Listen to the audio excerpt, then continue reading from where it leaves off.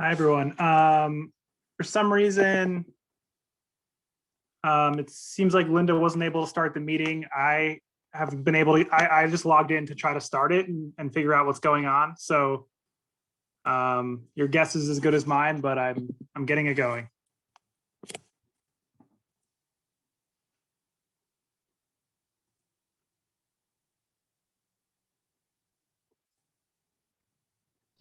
We made it. Yeah, I'm not sure. I'm still not sure. Jackie's having trouble also logging in. Yeah, I don't exactly know the problem. Usually Linda starts it. I don't know, maybe she's late or something. I was able to start it, so I'll keep letting people in until we can figure out why or what's going on.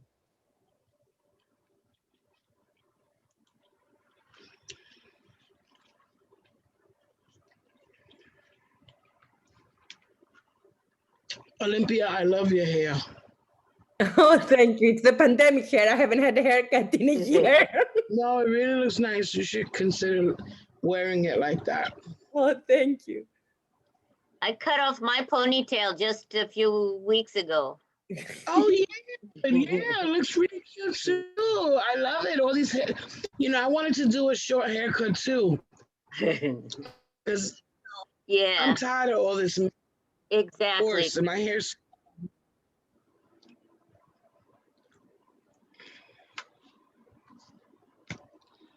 Hi. Hi. Oh, Jackie, I'm gonna make you a host. Is that okay? I wanted to make sure Linda is okay. Is Linda here? I don't see Linda. I called her. She didn't answer my call.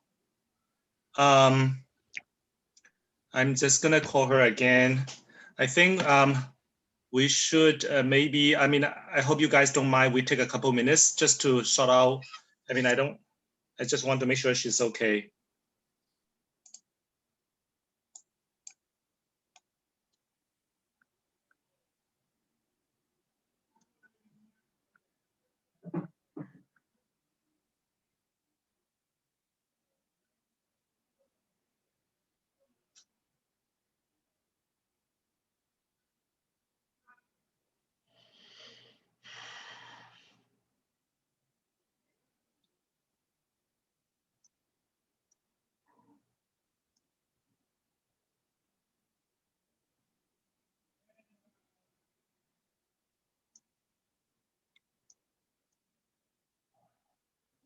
Well, she's not answering my call. I wonder if any committee member has Linda's cell phone number. I used to have her number, but I just don't.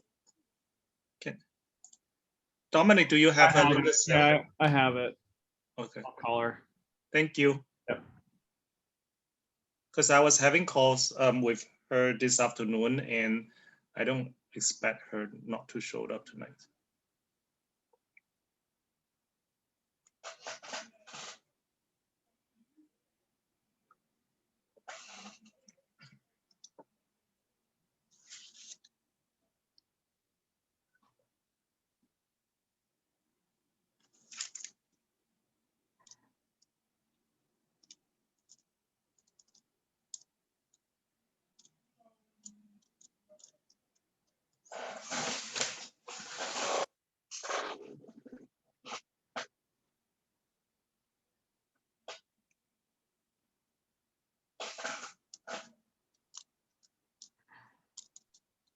It went straight to her voicemail. So I left her voicemail. Should we worry about, because I was having calls with her just like 30 minutes before the meeting, and she was okay. Well, it's funny, I don't have her apartment number in my contacts, but I can go over there if I can find it and just make sure if she doesn't, but I'm gonna text her right now and just see, maybe she's just hung up doing something. So, but if she doesn't respond soon, I can get her apartment number and just go knock on the door. Dominic, I'll get the apartment number from the community board I list. have it. Oh. It's G2004. Thank you.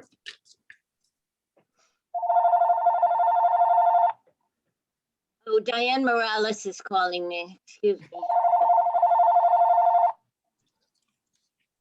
I've been getting texts from Maya Wiley every day. Okay, Jackie, in the interim, would you want me to make you the host so you have the control of the meeting? yeah, please, Okay. please do. And I also need to make Lisa the co-host because she's gonna be she's gonna be the secretary tonight, so she needs to share her screen later. So let me see, how do I do that? Make co-host. Lisa, I think I just make you co-host. So while Dominic is trying to figure out what's going on with Lisa, I think we should start a meeting. Right, let me see. Everybody okay with it? Yes. Okay. So let me see. So it's 6:43. Let's start the meeting. Good evening, everyone. Welcome to Community Board 3 Land Use Committee meeting for Tuesday, May 18, 2021. We are conducting the meeting through Zoom. Normally, Linda would be managing the platform, and she usually gives a brief introduction about the Zoom features and some guidelines. But Linda is not here tonight, so I'm trying to remember as much as I can. I think you need to raise your hand if you want to speak and get recognized by the chairperson. And also, and the raise hand function is, where is the raise hand function? Is that the reaction or somewhere? Let me see. Jackie, it's in reactions. It's a reaction, right? Okay, it's in the reaction, okay. And then, and I don't recall what else I have to mention. I think she said that if you are using your cell phone, is *9 to raise hand, if I remember correctly. I think that should be it. So first, I wanted to thank Lisa for agreeing to be the interim secretary. I really appreciate her willingness to step up when the committee needs her support. Lisa, can you do a roll calling to take attendance, please? Yes, and can I think one other thing that's usually said at the beginning is if you're not a member of Community Board 3, if you could identify yourself in the chat so I can mark you in our minutes as well. So Thank you, Lisa. Thank you for helping me with that. Great. So going on now to attendance, Jackie? Yes. Linda? Not yet, huh? So she said she's not able to make the meeting. She said she's okay, but she can't make the meeting. Oh, good. Okay, glad to hear she's okay. Yeah. Michael Peerless? Yes. Dominic? Yes. Jonathan Chu? Yes. Herman Hewitt? Yes. Trevor Holland? Yes. Myself, Lisa Kaplan here. Olympia? Yes. Damaris? Reyes? Yes. Thank you. Troy Bellis? Troy? Steve Herrick? He cannot make it. Tim Laughlin? Okay, that's the attendance. Thank you, Lisa. So tonight, our first item on the agenda is to approve the minutes for our April meeting. But before that, I just wanted to go over the minutes guidelines with our committee members because some of us may not be very familiar with it. So for Land Use Committee, we need to submit our minutes to the district office and share it with committee members by the executive committee meetings. And after you receive your the minutes, you have 1 week, 7 days to review them and return your comments. And for the contents of the minutes, CB3 takes corporate style minutes, which means that we don't take like who said what in the minutes. We capture the decisions, follow-ups, and wrestles in the minutes. And this is a CB3 policy. And these are all the guidelines under our members' resources on our website. And I encourage everyone to read them if you have the time.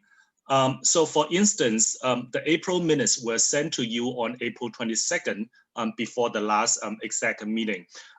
Within a day or two, I don't recall exactly, but I think Lisa caused the minutes missed some factual information and suggested some edits. And that's why an updated version was redistributed to you on May 1st. However, about like 7 days ago, I received some minute changes requests from a committee member. And yesterday, I received an email from the same member who complained that I did not update the minutes according to such requests. And that's why tonight I want to talk about the CB3 minutes procedures and timelines again, because I just cannot change the minutes whenever a member asks me to do so. I read the change request. I don't think this change request should go into the minutes because number one, it missed the timeline, and number two, it is not a substantial decision or actions that we miss, it's opinion. But since this issue was brought up, and we do need to review last month's minutes tonight, so I wanted to ask if the committee members want to share with us what you wanted to insert into the minutes, and then the committee should decide what to do. Olympia. Thank you, Jackie. So I am the person that I think you are describing, right? Yes. Yeah. So I think that you misunderstood me, and we often have this problem, the two of us. I didn't ask to change the minutes. I provided you with language to be added in the draft resolution. I actually, what I told you, my concern that has been ongoing now for a while is that very often you choose certain arguments to, when you do brief the presentations or when you draft, you choose certain things that may, you know, align more with what you think, or you may understood better. And then other things are eliminated, even in the instances in which I provided you with the draft resolution, as I did for the ZCFR, where you told me, oh, it read like a New York Times editorial. Now, I'm sure we have a different writing style. However, that doesn't give you the right to diminish substantive arguments there. If you want me to work with you and extract from my writing style something that is more, you know, appealing to you, you know, the rules are here to serve us. We are not here to serve the rules. Okay, thank you, Olympia. And before I go to Trevor, I just wanted to say a couple things. First, thank you for correcting me. And so we are not making changes to the rest to the minutes. Okay, great. So I wanted to let you know that the draft of the RESO, it was not created by me. I rarely change the information on the RESO on the minutes unless something I see like there are some factual information may not be correct. So I just wanted to let you know those minutes were not created by me. So that's something I need to emphasize to you. Very rare I change the minutes unless, and actually I should have pay more attention to the minutes, because sometimes I do miss one or two like factual information that need to be corrected. I'm gonna let Troy in first.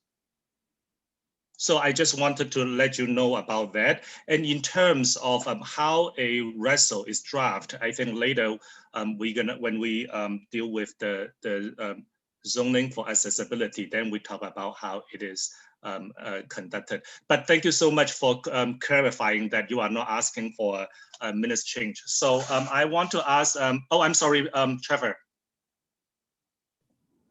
Just a quick question and clarification. So, because we're talking about minutes and resolutions, which are essentially the same, but separating out the resolution. So the correction was to the resolution?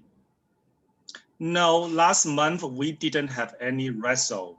Last month we discussed the zoning for accessibility, and there is a description in the minutes about what we discussed. So Olympia wanted to, well, actually, she wants to change the result that we are going to talk about, not the minutes. So for now, minutes is not an issue.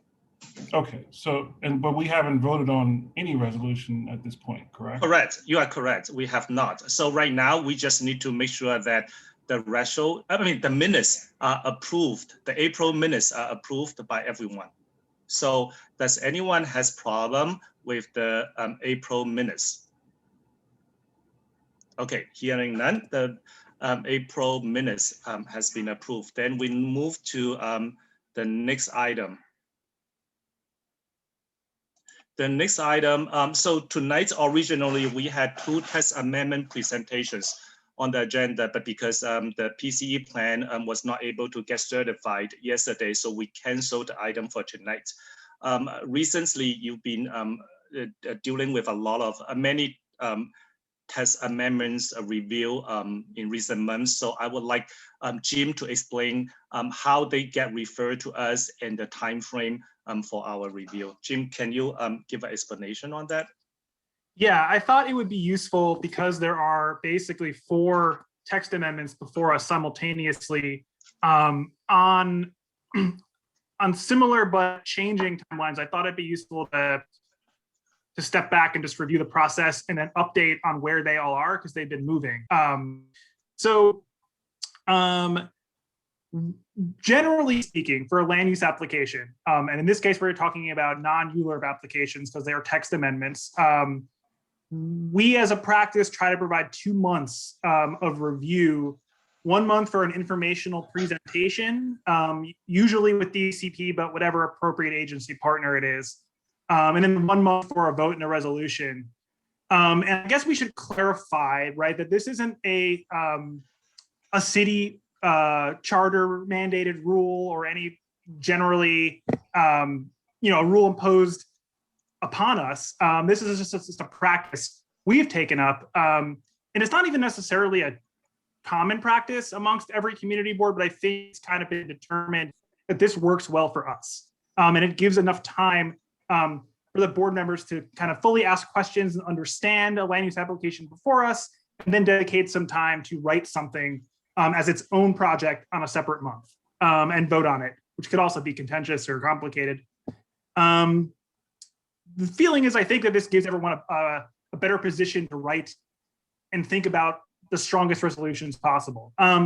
The contingency here is always that there's a referral window for non-ULURP items, particularly that sometimes makes it difficult to get 2 months of review in. Sometimes there are shorter referral windows. In the case of the text amendments before us, that's not the case. We've had lengthy windows that allow us to get 2 months. So we are doing that.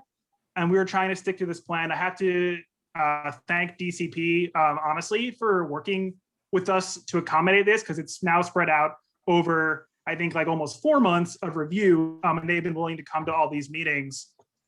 So let me walk through where we're at and what we have coming up. So the first one, zoning for accessibility, that was referred to the community boards on April 5th. So you had an informational presentation in April at April 20th land use. And now this month will be the resolution and voting on that. The citywide hotels text amendment, that was referred to community boards on May 3rd. So tonight is the informational presentation. And then in June, that will be the resolution. Health and fitness, that's the PCE text you may hear that acronym referred to. The idea was to have that ready for tonight, but it did not certify in time. I did provide the filed land use application on the website, so you actually kind of have 3 months to look at that because the materials are available. But there will be a formal informational presentation once it's certified at next month's June's land use meeting. And then there will be a vote and a resolution in July. And the last of the package of 4 pandemic relief text amendments is the open restaurants text amendment. That has been an issue that has largely sat in the transportation committee. So we will have, the plan is to have a joint meeting with land use, transportation, and the SLA committee. 2 of those, an informational meeting in June, depending on the certification date, it may have to be pushed back a month because the timing is close. But the plan for now is to have the informational joint meeting in June on the regular transportation meeting date, and then a vote and resolution in July. But just a warning, it may get pushed back 1 month, and we're working that out with DCP and the partners at DOT actually at the moment. So that is the grand picture, and that is generally what we're trying to stick to and the plan for the next few months. Thank you, Jim. There are members saying that if we are having too many reviews in 1 month, then you don't have enough time to go into in-depth discussion and everything. So I just wanted to let you know that no matter how many applications we have to review on one agenda, each members always get 2 rounds of questions, and each with 2 minutes as suggested time. And this is the parliamentary training provided by the Pro President's Office. So we may end up having long meeting if we have multiple reviews in one night, but it does not deprive anyone's time to ask questions. I just wanted to emphasize that. Olympia. So I had a quick question for Jim. Jim, so when we're going to do, because I already got one of the DCP hosted a workshop for some people who deal with these issues. And so how, because that's going to be really complex. So I already started seeing reading some stuff. How are we going to do when we're 3 committees? How do you think we're going to do the resolution? Are we going to have, like, are all 3 committees are going to work together? Are we going to use this time like a Google Doc? How are we going to work on it? Oh, sorry. Did somebody? Yeah, Jim. So if I may, Go ahead. So the 3 committee chairs plan to have a meeting on this issue, how to do that, and we haven't done it yet. I think we may do it. We may discuss this during the exec, and we'll let the committee members know as soon as we have a plan on how to do that. But in the past, we have done combined meetings, joint meetings before, so it is not something new for the Community Board 3. But I appreciate that you asked that question, because we do plan to have a conversation among all the 3 chairs to see how we should handle this, and we'll let you know once I have answers. Because I'm assuming also the perspective is going to be very different of the kind of commentary provided from the different committees. And so at the end of the day, it's a very democratic process. We vote, right? So we can propose and we vote. And so about the second comment that you did, that again is in response to what I've been raising, is, you know, I understand that we're trying to be time efficient, right? And in some ways, I feel that we could improve that by prepping a lot of the people who come to present to us and get them to do presentations that are shorter and also answer more directly to our questions, because sometimes they take 10 minutes and then they don't even answer the question we asked. And so I really feel that it is an environment more compelling to us working if we don't have to be so formal about, oh, wait, ask one question, wait around, then you have a second question, oh, no, you have a third question, no, you asked already your 2 questions. Because it's one thing when we have the full board where we are supposed just to approve the other committee's work and we want to go for expediency. But when we have a working committee like this, I just feel that it has been, to me, like detrimental recently, trying to rush, then spending hours listening to people saying things that are irrelevant and then not getting answers to relevant issues. And I feel we can only do our service well when we have, you know, all the questions asked and doubts, you know. Thank you, Olympia. Before I let Matthew, I think tonight, is it going to be you presenting the hotel amendment or somebody? Yeah, so I'm sorry, I'm going to take you another minute. So I think just to respond to what Olympia just said, I actually go to other community board. They tend to observe the 2 rounds, 2 minutes very strict. Previously I've been to one community board, one land use meeting. They also have a pretty big, pretty sizable committee. I think they have more than 12 or 13. So what they did, I mean, at that meeting is that everyone gets 2 rounds, each round with 2 minutes. They are very strict about the 2 minutes. If you don't use it, you can transfer that to other committee members. They actually count it. So I just wanted to say, our land use committee, I tend to give committee members more time on asking questions. However, I don't think we are doing less than any other community board. I just want to point it. And Trevor, I'm sorry. Yeah, I just want to point out 7:02, and although we started the meeting, we kind of haven't started the meeting, so if we can move along. And with regards to the presentations, as nice as it would seem for everyone to read and go through all the material, a lot of that is not done. We rely on the presentations. But there's also an opportunity, because they all drop their information in the chat, to contact DCP, Matthew, or anyone else who presents to ask questions in detail. So I think the format you're running is fine. I like the presentations. I don't get a chance to read all the text in detail. And we could be here forever if we're going to go on and on with questions. So if we could start, that would be really nice. Thank you, Trevor. And without further ado, Matthew, the floor is yours to talk about the hotel text amendment. Great. Hey, all. I just wanted to make one minor correction. It does actually look like the PCE text is going to be referred tomorrow at a special review session prior to the public hearing. So that means it'll probably be the 22nd, or no, I'm sorry, the 28th, when the official time period for your review will start. And I think either Lisa or Jackie, can you let me share my screen? Oh, yes.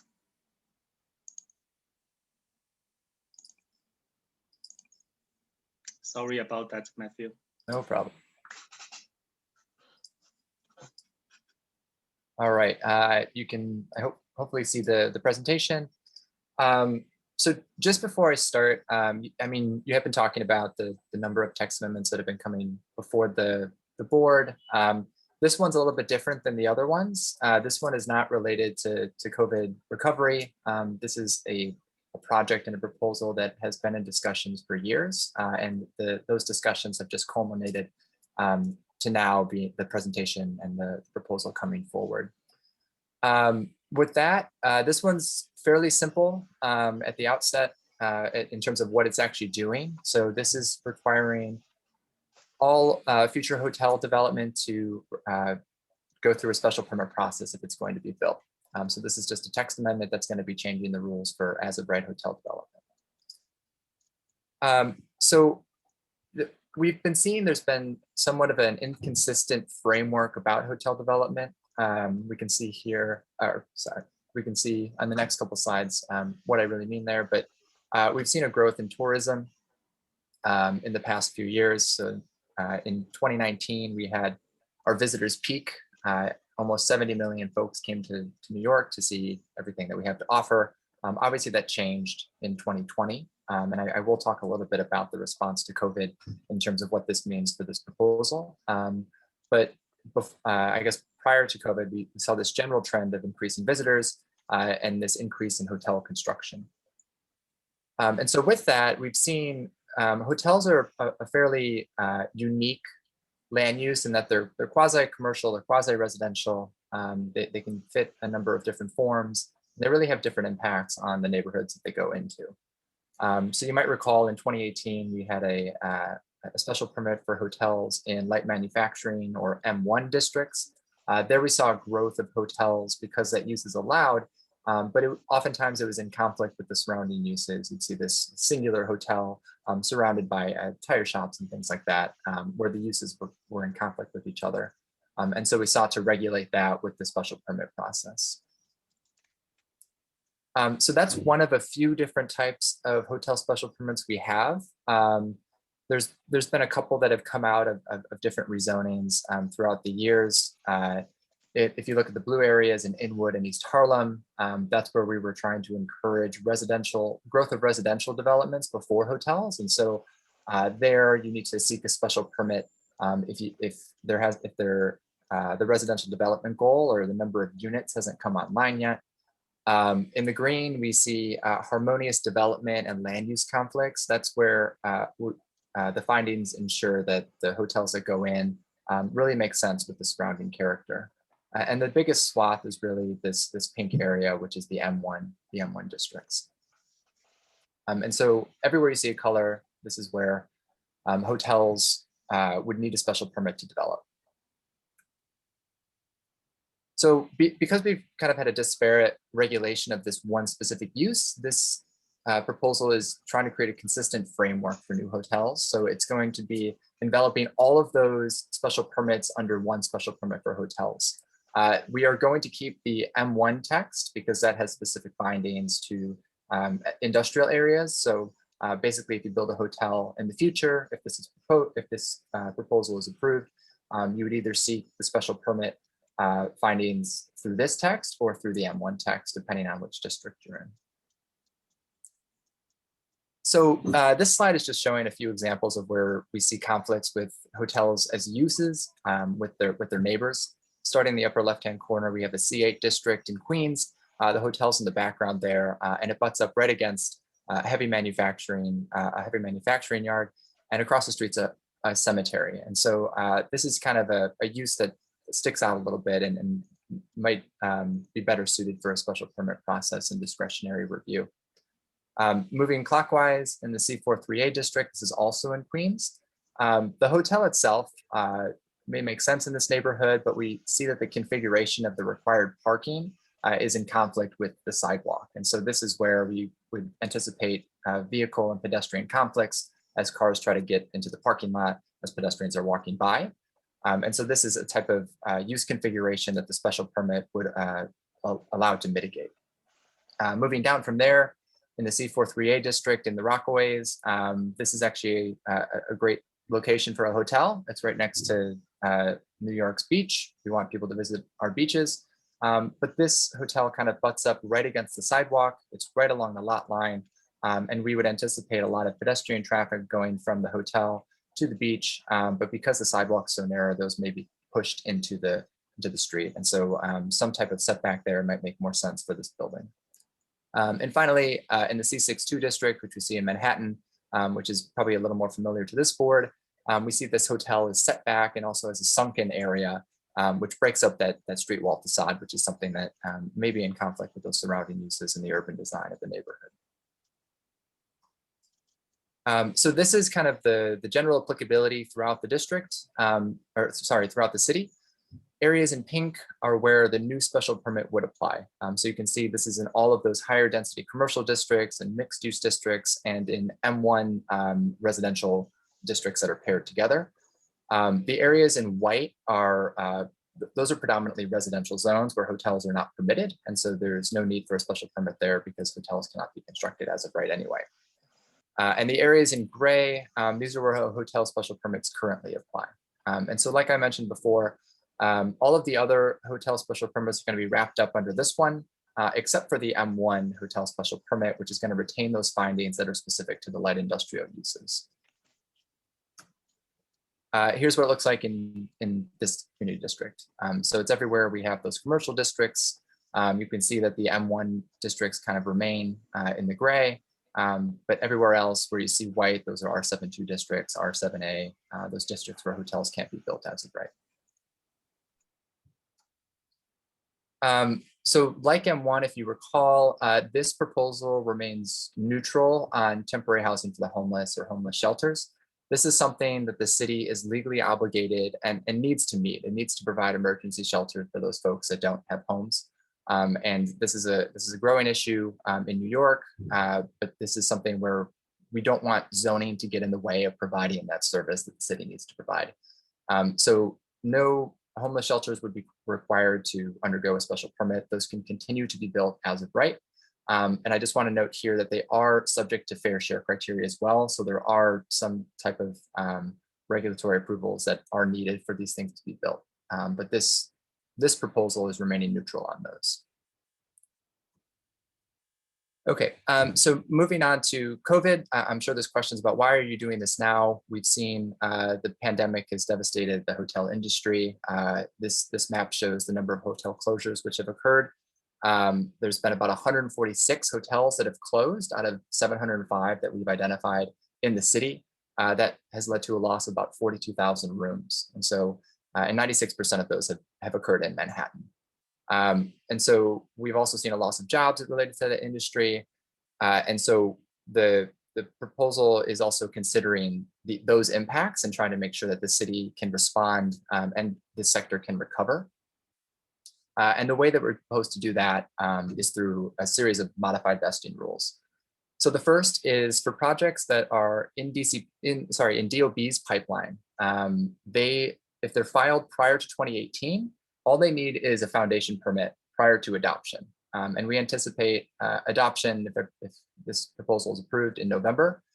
So if they filed with DOB prior to 2018 and then they obtain a foundation permit prior to November, they could still be built as of right without a special permit. For projects that file with DOB after January 1st, 2018 and between referral, which was May 3rd, they would just need to obtain zoning plan approval, which is earlier on in that process of the DOB approvals. And they would need to obtain that zoning plan approval prior to the date of adoption.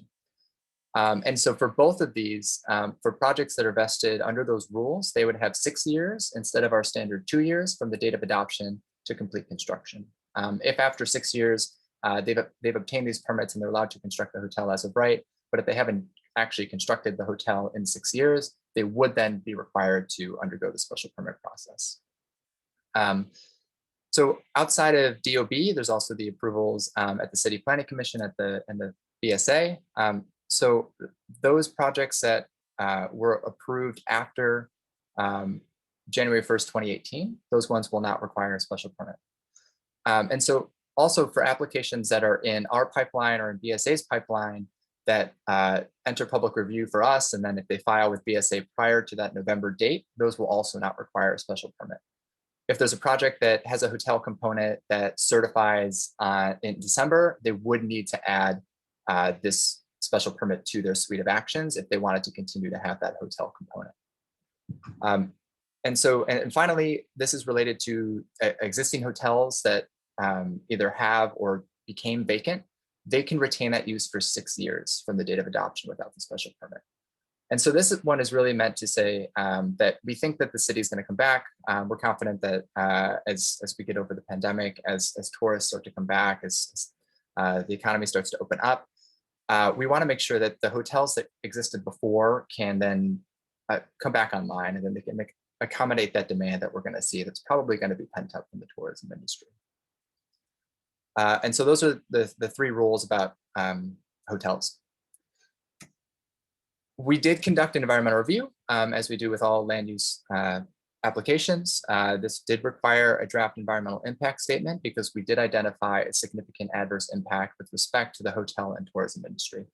This does make sense because this regulatory approval adds time to the development process. And so it really does slow down the construction. It would slow down the construction of hotels by about 18 months to 2 years. And so we anticipate that this would lead to about a 40,000 room shortage in the year 2035. That year was selected as a field year. We wanted to project out a little bit further. And with that, there would be a loss of about $9 billion in economic output and about 17,000 jobs within the tourism industry as a direct result of this proposal. We didn't identify any other significant adverse impacts, and we are trying to identify mitigation measures, but those are being explored between the DEIS, which was issued on May 3rd, and the final environmental impact statement, which comes out when the project is approved. So with all that, the text is pretty far reaching in the zoning resolution just because we mentioned hotels quite a bit, but this is really the crux of what the findings are. It says that the commission shall find that such a hotel will not impair the future use or development of the surrounding area. This is an intentionally broad finding. I know this board specifically brought up, I had a critique of the broad finding for the Union Square South Hotel special permit. In this case, we took this approach to make this finding broad because it has to apply citywide. And so we can't say that a hotel needs to be located within 500 feet of a high density commercial district, because hotels may be appropriate in lower density spaces throughout the city. Just remember that this would apply in Astoria, Long Island City, the Rockaways, the Bronx, East Village. And so we can't confine the findings to one specific typology. And so it needs to be flexible in that. And so that's it. I'm sure there's questions and I'd be happy to take those now.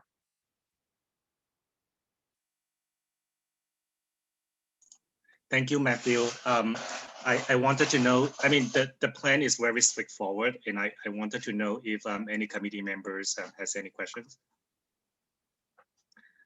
Seeing none, I actually just have a clarification. So you said you expect the plan to slow down construction for 18 to 2 years. That is like one of the adverse impact you can see from the DEIS. So there, you also mentioned about, I mean, I should have read that part, but I really don't recall. So you mentioned about job loss and also reduction in economic development, something about that. Can you repeat it again? I'm sorry, Matthew, I was trying to take down the notes, but I wasn't able to catch everything. Sure. So we conduct an environmental review. We look at all of these different categories, as you're aware. And so we look at specific impacts of proposals on industries. And this one, because, well, the 18 to 24 months is just the approximation of how long the ULIP process typically takes. And because of that, all of that is to say that it just slows down the development of this specific use. And so we do anticipate that there will be demand for tourism in the future, because we think that the city is going to come back.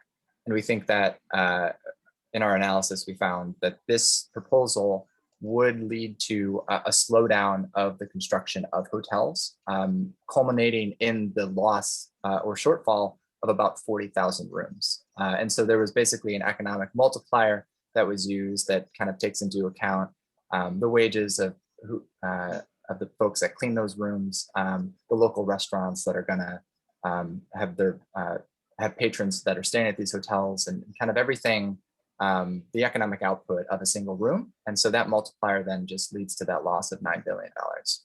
I see. And so I guess, like you said, that this plan will lead to the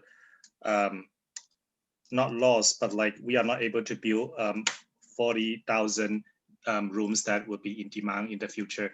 And do you plan to, are there any plan thinking about like the future? How do we, is there any plan to mitigate that? Yeah, so we are to mitigate that. Sure. So we are exploring mitigation measures, but the fact of any special permit is that it does slow down how long it takes something to get built. Hotels now, if they're in a commercial district, they just file their plans with DOB, and if it is in line with the underlying zoning regulations, they can then start construction. As soon as you add that ULIP process, that adds time to that construction process, that approval process. And so it's really that time delay of the regulatory approval that's causing that slowdown in construction. And that's where we're getting that 40,000. That's our estimate of how many rooms we're going to lose. Thank you, Matthew. I'm going to go to Olympia and then Herman next after her. I mean, actually, sorry, but in your presentation, I understood that those rooms were because of the closures due to COVID. And so as long as these people within the next 6 years reopen, if tourism comes back, that loss is not going to actually be impacted by this special permit. No, so our so there's the vesting rules. This takes that into account.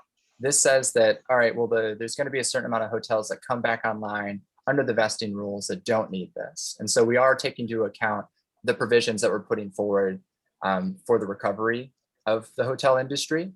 But even with these recovery provisions, we are anticipating that loss. Oh, interesting. My question was more about once you have the special permit procedurally, I don't remember, will there be any possibility for presentation at the community board, or CPC will just take it on its own? No, so a special permit's a full ULIP process. The last one that came before the commission or this board, I think, was the Orchard Street, or sorry, 3 St. Mark's. 3 St. Mark's. So that was just a straight special permit. That's a full ULIP process that has the, it's certified by the chair. It comes to the community board for 2 months of review. Then it goes to the borough president for 30 days. And then it comes back to the CPC for 60 days and the council for 50 days. So this would, every single hotel in the future, if this was approved, would come in front of the community board. Thank you. Herman? Yes, it's just a clarification on modified vesting. The second bullet point, it says projects filed between January 1, 2018, and what's the outdate on that? And the referral. And referral. Yeah, so it would be January 1st, 2018 to May 3rd, 2021. Okay. Thank you, Herman, and thank you, Matthew. I mean, do we have any other questions from committee members or the public? Let me see. There's a hand from Jim, right? Is that a hand? Yeah, sorry. Matthew, I'm just curious. I didn't take a close look at the EIS, but I'm wondering if it was looked at or how it was analyzed. You know, the bed shortfall is pretty big number. And, you know, given that's the demand you're anticipating, I'm curious if the department looked at like projections for, you know, Airbnb and other types of, you know, homestay and like app-based, you know, vacation. I don't even know what you call that, right? But my concern, I guess, is given that the bed shortfall is going to be significant, and that is the thing that exists, you know, did you look at like the squeeze potentially on the housing supply, right? Because those are, you know, short-term rentals generally that take place in what otherwise could be, you know, permanent housing units. Yeah, that's a great point. I don't believe that the EIS was able to do that measurement. We have heard that that's kind of and we've thought about that as well. Is there a way to estimate the impacts of if there's already going to be this demand, it's going to be accommodated through some type of supply. But I believe the assumptions we make are related to legal units. And so if there's a legal use group 5, that's going to need to go through the special permit. And so that's accounted for in those loss of units. I don't believe that the EIS looks at illegal units like Airbnbs and then what that would have, what effect that would have on then the housing supply, which then obviously has implications on rents. So I don't believe that's something that has been explored currently, but it is in the draft phase. So I will continue to flag this for our team to look at. Yeah, I'm not even sure how you do that, but thanks. I appreciate the answer. I think that's really, it is something we thought about, but I think that there's a lot of assumptions that go into that makes that analysis difficult. But we'll see if we can try to get something there. Thank you. I mean, just a quick follow-up, Jackie, on the same issue. Have you considered simply just extending the 6-year, the grandfathering of existing hotels? Because of course it will be no-brainer. As you pointed out, you guys are doing that just after the pandemic that closed so many of them.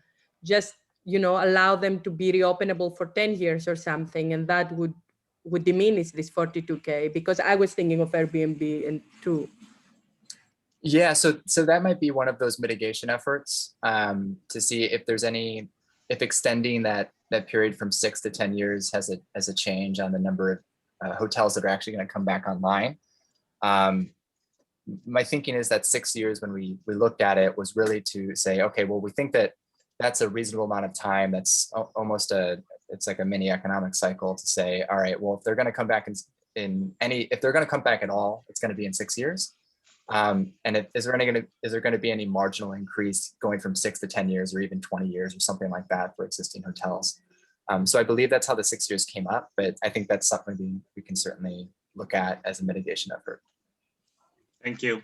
I think, Matthew, I mean, my last comment is not really about land use. I'm seeing a lot of competing interests in this plan.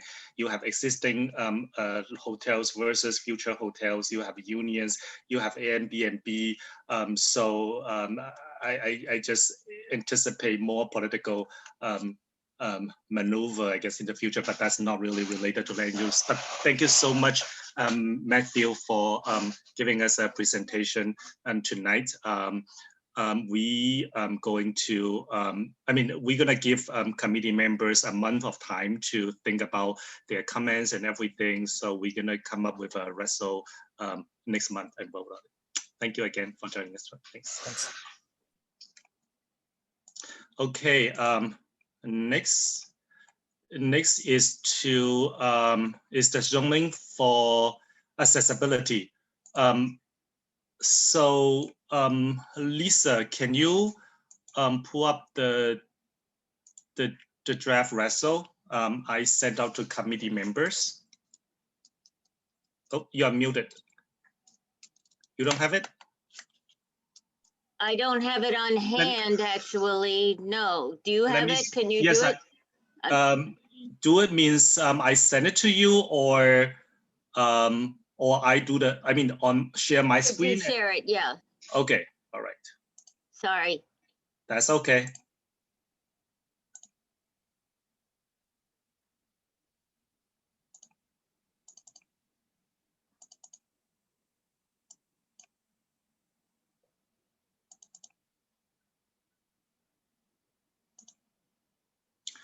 Okay. Let me see. How do I do that? I haven't done that for a long time, so I just want to make sure I share the correct screen.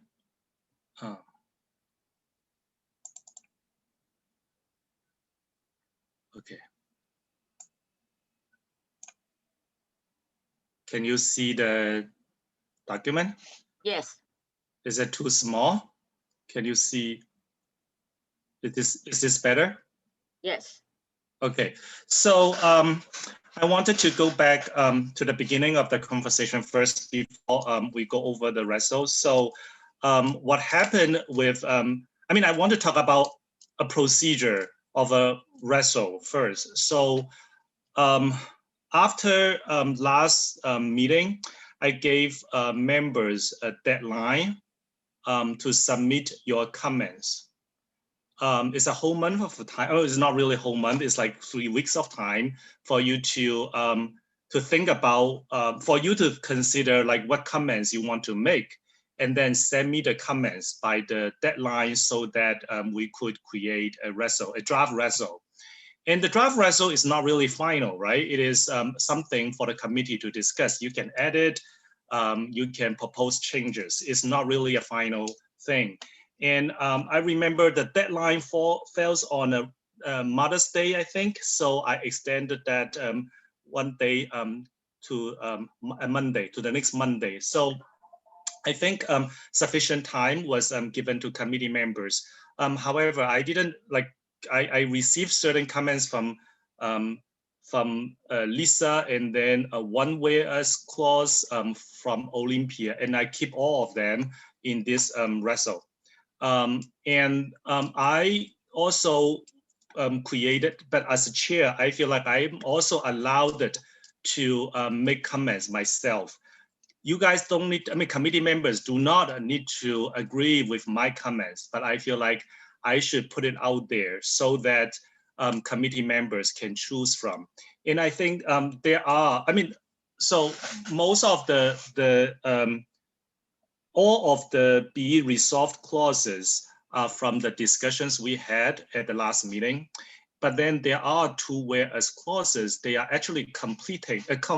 They are not really in line with each other. And the first one was drafted by Olympia. The second one was drafted by me, and I sent it to you before the meeting. I'm actually gonna put it here.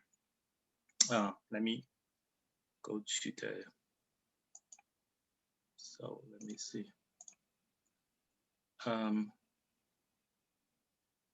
Jim, can you pull up those two to Yeah, as clauses? I just need 1 minute. Sorry, I wasn't ready Okay. for it. Okay.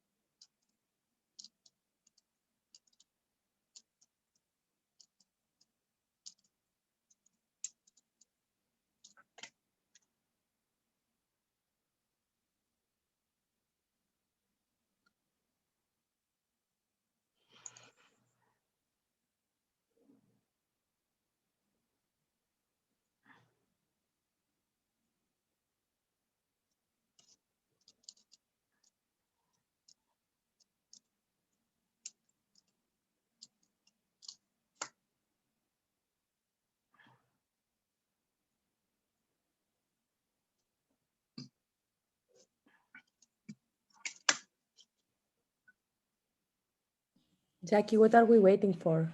I'm waiting for Jim to get those two, to pull up those two whereas clauses. Email them because you send them in an email to everybody, so everybody has read them already. Right, right. I wanted to If you, put, I'm sorry, I'm not host anymore. I put it in a Word document. You want me to share, or should I email it to you? What do you want? What do you prefer? you can put it in the chat. Okay. And how do I go to do that? So let me see. And how do I use, let me see. In control in. They're in the chat now. They're in the chat. I cannot see the chat. You need to go on the lower part of your screen and you should have a speech bubble that says chat next to participants. Well, because I'm sharing the screen right now, that's why I'm gonna stop sharing just for a little bit.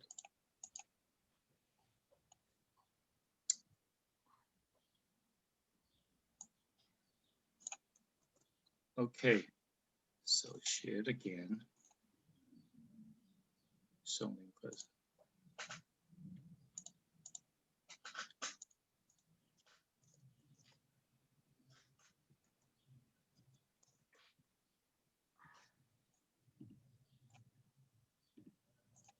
So these are two whereas clauses that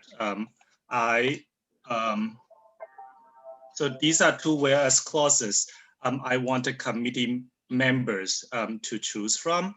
And so when you read this result, I just wanted to know two things. First of all, because Olympia said that I don't have she doubted I have the rights to propose certain language. I wanted to know from the committee members, do you guys feel the same way? These two clauses, the first one was suggested by Olympia. The second one was suggested by me. And I wanted to know first if committee members feel like the chair. You misrepresent what happened. Sorry, I have to clarify because of course Sure. You have your own opinions. I never claimed that. I just pointed to you very clearly because it has been happening ever since you became the chair, that this comment, I wrote it as a whereas by just going back to what we discussed. I pointed you the video where was that argument made by me and Michael Perles. And I said it was an important argument. So here is, I'm going to suggest some language because I think we should include it. And since you were at that meeting, if you thought that argument that me and Michael did was not cool, that's why we need to have the conversation in person, whatever, in Zoom, because you can say, oh, actually, I disagree with this position. So this is not something, instead of you just on your own deciding to omit that argument when you presented what we had discussed at the full board. And then after I emailed you, sending this thing in which you got just counter draft a whereas, it really is not, it really felt fishy, to be honest. It was like spontaneously just someone happened to draft the opposite of what I drafted based on what was said more than a month ago. So that doesn't mean you don't have the right. Everybody has the right. That's the whole idea. We're here to serve. So I hope everybody would write a lot of whereases. Just the way this happened was, reoccurring phenomenon, and I would appreciate if it didn't have to happen like that. So Olympia, a couple things. First, you said that that happened a lot in the past 2 years. So if that was true, you should have brought that up. Yes, and we had the whole call about that, you and That I. you should have brought that up, and then we should discuss it. However, I did not hear that from you in the past. And secondly, within those 3 weeks that I suggest committee members to put in their comments, this is also what I put in. And I actually think that, and also whether I put in within that time, like during the last meeting, whether I spoke about this in the last meeting or come up with this idea in the last 3 weeks, in those 3 weeks for drafting for commenting periods, I don't think it matters. So I think right now we are in this situation that I want the committee members to tell me whether it is appropriate to have this comment. But Jackie, just so that we're all sure, you and I had a phone call recently and we had a lot of exchanges on this subject, so it's not new. But I believe you are framing the whole thing wrong for the whole committee. This thing we can have in or not have in. It's not that it is a vote of whether you should have an opinion or not. Everybody should have. And if one goes or the other, it's cool. It's just the way it was handled. It was very fishy. And it's great that we're having this conversation, because, you know, otherwise people don't understand where these things come out from. I spoke too much. I'm gonna let because I see Trevor has a hand. I'm gonna let Trevor speak first, and then I have further comments. Trevor. I do believe that at any point, since this is a draft, that anybody can propose a whereas, and then even while we're discussing it or voting on it, we can still make changes. In terms of whether you can or anyone can, of course you can. But I think what you're talking about seems a little bit more personal than the resolution we have in front of us, because we're deciding which language we think is appropriate. So if we could cut the personal discussion a little bit and talk about the resolution in front of us, if that's what we're discussing, or if you're really asking if you can make changes, of course you can. Anybody can. I'm going to submit 5 whereases in about a couple minutes. Okay, great. So no, I'm not. I'm not going to do that. That is the first question I want to ask, because the complaint email I received seems like saying that I don't have that ability. So I just want to clarify that first. And then you are correct. The second issue we have to deal with tonight is that I want committee members to go over the draft, and to see if they agree with the language on it or not, or want to make changes. That is totally fine. That's a democratic process. Everyone look at the result, if they're comfortable or not, and if the language, if we have a disagreement on specific language, we take a vote, then that's it. So. And Lisa, did you want to say something? Yes, and am I right that as a co-host, I don't have the normal access to raising my hand? Is that what the problem is? Because I can't find Yes. Yeah, sorry about that. I'm a little weak on co-hosting. Yeah, I had a couple of just very minor changes that I would like to suggest, relatively minor anyway. In the last whereas clause, I just feel a little uncomfortable saying that anything is absolutely not developable. And I'd rather say where it is the transit improvement bonus program has limited applicability in CB3, and the areas where it is applicable are probably not currently soft sites for development. That changes, you know, to say that they're not considered soft sites. Yeah, just makes me nervous. I can send you the wording. The second one is in the last therefore clause. Therefore, be it further resolved, all privately owned and maintained transit access improvements and stations must meet all MTA standards for construction, quality, and safety. And I'll send this to you. And their perpetual maintenance and repair should be legally mandated by MTA and with enforcement mechanisms to ensure compliance. including appropriate penalties if the standards are not met. I don't have problem with the language. Can you put that in the chat? I just don't know how certainly to. can.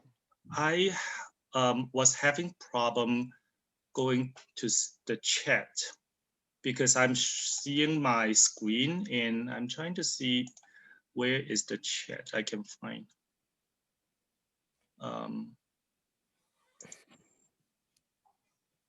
Oh, I think I find it.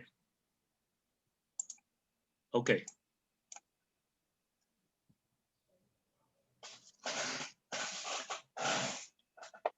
Lisa, you have 2 suggestions, right? Yep, and they're Okay, hold on. Let me. they're in the chat. Okay, so you have the whereas as well. Therefore, be it further resolved. So I'm gonna read it. Therefore, be it further resolved, all privately owned and maintained transit access improvements and stations must meet all MTA standards for construction quality and safety and continued maintenance and their perpetual maintenance and repair, and should be Oops, an extra B. legally mandated by the MTA with enforcement mechanism to ensure compliance, including subject to appropriate penalty if these standards are not met. So you basically make my my bullets more powerful, I think. Yeah, it's not a change. It's just a little Right. bit. Language, okay. So, I think we don't need this N actually. Yes. Okay. So this one has been replaced, and also the other whereas has, and where does this whereas clause go? It's the last whereas. This one? It's just the last couple of words. Yeah. Oh, the transit improvement bonus program has limited applicability in Community Board 3, right? And the Oh, wait areas. a minute. Did I send the old one? I think I said the old one. I'm sorry. Hold on a second. Okay.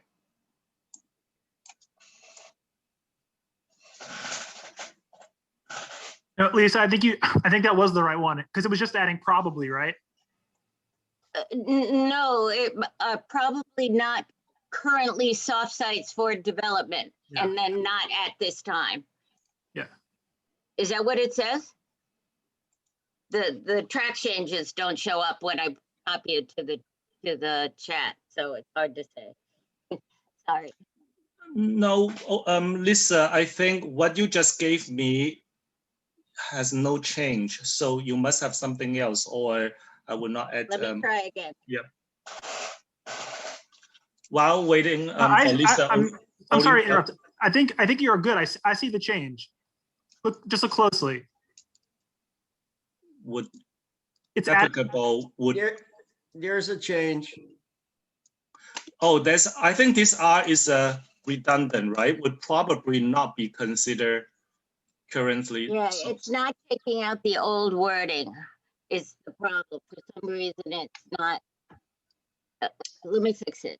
Where it is applicable, and the areas where it would probably not be considered currently soft site. Yeah, that's not what I mean. No, let me fix it. Oh. Sorry. That's okay. Like a small thing, but it's taking a lot of time. I'm sorry.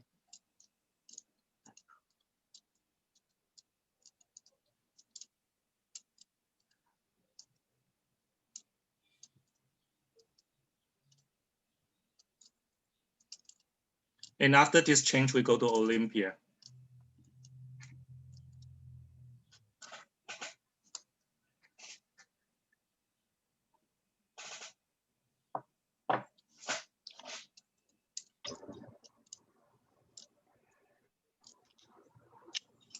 There. Oh.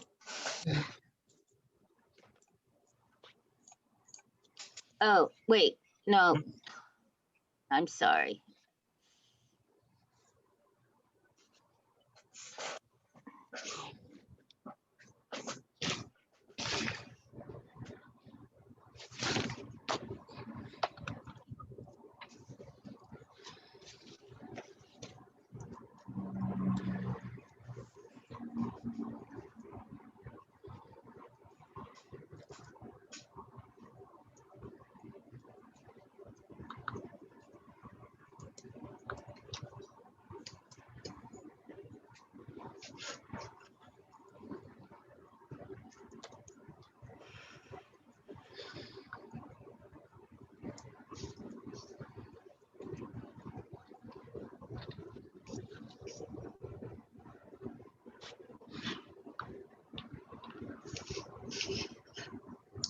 Is this the one? Yeah, This one? yeah. Okay. Whereas the Transit Improvement Bonus Program has limited applicability in Community District 3, and the areas where it is applicable are probably not currently soft site for development. Okay. Take out probably, are not currently soft sites for development. Sorry to make a big deal out of it. That's okay. Okay, Olympia. Thank you. So the whereas is that I'm assuming maybe, Jim, you have drafted. Basically, I wanted a clarification. Last month, when they presented this thing, it sounded like there are two different things happening here. One is about the easements and the other one is the bonus. And so to me, it was clearly stated at the presentation last month that the easement is basically what we should pass, in the sense that it has a lot of technical fixes for reoccurring glitches in the past that made it impossible for certain, things to happen, where the bonus is something that they added on and it was basically their idea. Do I remember that correctly? Oh, sorry. Yes, I thought I was unmuted. Yeah, I think the way to describe it is, the department, the MTA asks for these easements, transit easements from time to time, but this would codify a citywide requirement with certain geographic parameters. It's still subject to review with MTA and CPC, but it would be like automatically triggering. And the bonus is basically the expansion of an existing bonus that has limited applicability in central business districts to a larger geography. So they are kind of separate. Yeah, you can think of them. I actually even enumerated them in the whereas to show that they're kind of separate actions within this one package. Thanks. Does any other committee members have questions? So I wanted to know that between these two conflicting clauses, basically are about whether it is about your own social value, whether you think that these type of projects should be fully funded by government budgets, or you also think that it can be funded by private investments, especially during times when governments are having budget deficit problems. So, I mean, we can take either one of them or make edits to them. I wanted to know if committee members have any thoughts. I want to ask you if you have any thought first, otherwise I'll take a straw poll. I have some thoughts. Okay. I guess I understand the concern about passing off what appears to be a very important government responsibility to the private sector. I totally get it, but it feels like that's the whole purpose of this action, is to lay out the causes and the conditions for doing that. If we're to say we don't believe that that's a legitimate undertaking, then I guess I wouldn't understand why we're taking any position, all of the statements that we make in this resolution. And I guess I also feel like this has already existed in high density districts, and compared to some of the other things that buildings get bonuses for, like plazas, I feel like having transit improvements is really a good thing. And to be realistic, I remember how long we fought to get an elevator on the L train, and it's been as long as I've been in the neighborhood, which is just short of 50 years. that's been an issue forever. And the only way we got one at Union Square was because of the Zeckendorf building. So I'm not sure I'm ready to throw that baby out with the bathwater here. And so I guess I'm not sure the wording of the second one is exactly what I would say, but I'm not sure I'm all the way to the point of saying it's not a legitimate thing to ask developers to take on this responsibility. That's my thought. Thank you, Lisa. Any other committee members have thoughts on that? Herman.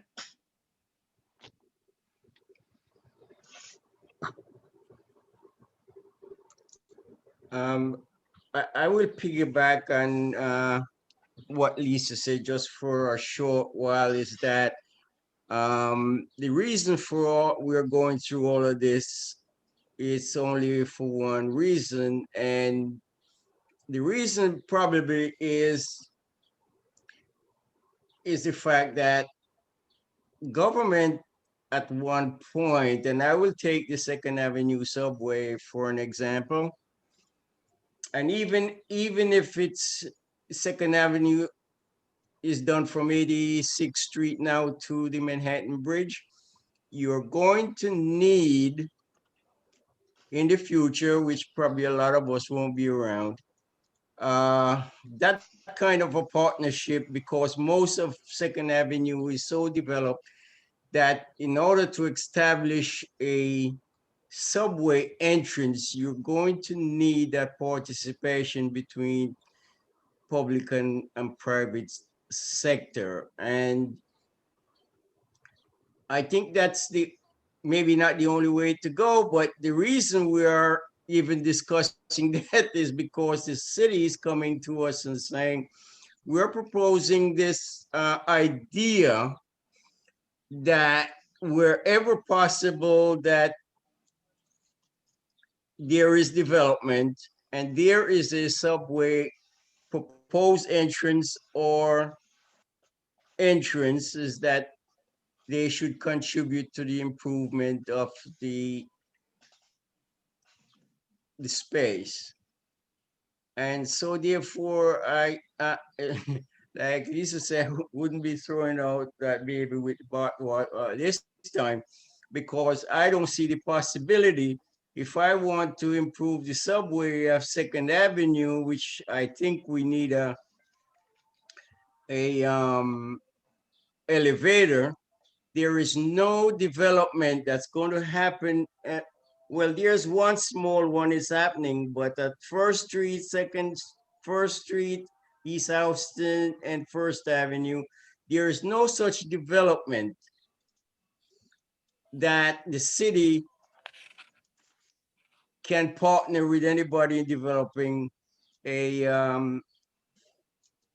say just for an elevator or improvement of that subway. So I don't see where, I think we're going to have a problem with that one special interest, which is my interest after climbing that stairs, that we'll be seeing any of that in the future, because the city does not have the money to do it. That's what we were told for the last 35 years of that they won't be able to improve that with totally city money. Thank you, Herman. Trevor. Just for clarification, for this particular text amendment, it only applies to a small number of sites in our area, correct? All sites within CD3. If I remember correctly, I think it's 4 sites only. And it only applies if the developer is building on the site or near the site. It doesn't apply if there is an increase in density in a neighborhood, only if the developer is building on the site, correct? Or within 500 feet, correct? Correct, correct. Right, that's my only question. Olympia. there could be a change in zoning in the neighborhood, which might change that. We don't know that, someday in the future. Like Herman said, I don't know if I would be around then, but Olympia. Thank you. So that I believe that the whole easement conversation is different, and we should pass that, right? That makes sense. The issue is, and why it is very important, that, guys, don't forget, our resolution has very little effect. We're only here to send it to an agency, etc. So as we did with the hotel amendment at Union Square that we didn't pass, for me, it's an opportunity to shame the city and the agencies for not prioritizing ADA, universal ADA, not in the fancy neighborhoods that, of course, they get better subways, etc. Because if they leave it up to these, developers, we don't know if we're going to get any. And to me, this is an opportunity to say it like it is, that it is unacceptable, that the wealthiest city in the world cannot afford public infrastructure, like fund ADA. I'm not saying making them fancy and cute. ADA, guys, it's like, this is actually, it's the code. We should be all ADA right now. The fact that it is not and they're not funding it, it is shameful in itself. So to me, I believe we should pass the amendment for all the easement requirements and all the technical needs, because of course we should streamline all of that. But since our resolution is really symbolic in so many ways, I believe we should call it like it is. And it is like, this should be a priority number one for budgets. ADA should be the rule, not something that we subsidize occasionally at the will of a private developer, who, by the way, in exchange, takes away from the public good, because they're going to have higher things. So the ventilation impact, the climate change impact, all these things are, every time we give away something, we do give it away. Thank you, Olympia. I think Trevor, is that a new hand or is it an old hand? New hand, just quick. Lisa mentioned she suggested some language in her head. I was wondering if she was able to write that down, sort of a merging or a rewording of the second paragraph that might address both concerns. Lisa, can I rely on, or do you? Let me try, give me a minute. Sorry, but you said that. Yeah, I opened my big mouth, okay. Okay, so I just, for the record purpose, I just wanted to make sure everyone wants to keep the second, to keep this part with Lisa's changes, and later I'm just gonna, I think I'm gonna take a straw poll to see everyone wants to do it that way. And then we also need to find a position for the rest of whether we want to support with conditions, approve with conditions, disapprove with conditions, or disapprove with just comments, or just comments.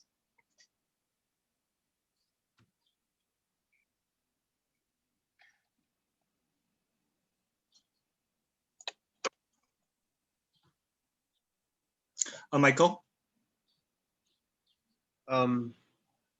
So sorry, before I ask my question, to clarify, you're asking if we're going to vote on either the top or the bottom red. Right.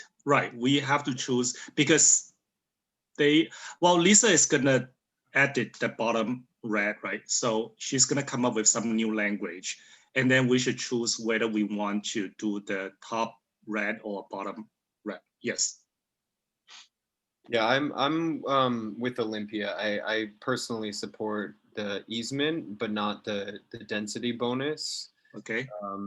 And I think that actually, and I'm sorry I didn't provide this earlier, but I think that we should specifically call out in a whereas the fact that privately owned elevators and escalators perform significantly worse than the publicly owned ones. And I think that the MTA's response was pretty bad. They said we can draw, down the banknotes, but it sounded like they don't really do that much. Mm-hmm. So I agree with you. Would you be able to quickly draft something like that as clauses? yeah, Like to, I actually started, but yeah, if we don't have time, it's not the end of the world. But I agree with you. I think originally I put that in the in my draft, but I think it gets too clumsy, so it didn't. It's not on the draft. But if you can quickly draft something, I'm totally fine to put it on the rest of it.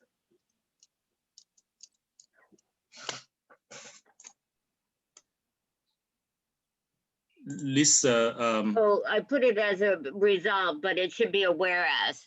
okay, so I'm just gonna copy this and then put it here. So,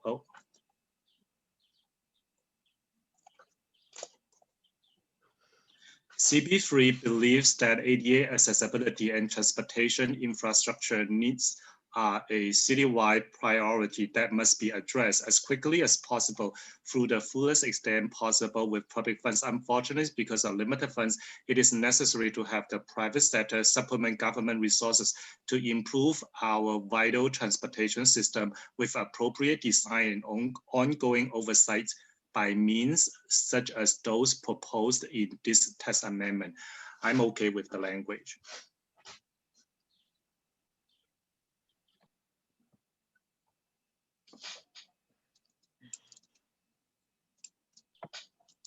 I'm okay with the language. Let's take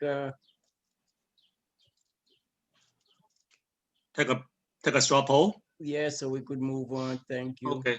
To be All honest, Jackie, instead of doing the straw poll, anyway, one is basically we're approving all. The other one is we're approving one, but not two. So we can basically just do those two together. This way you don't have to do two straw polls.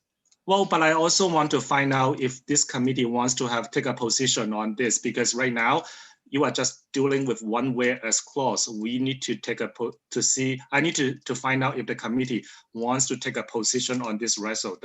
The position means that approve with conditions, disapprove with conditions, or disapprove with just comments.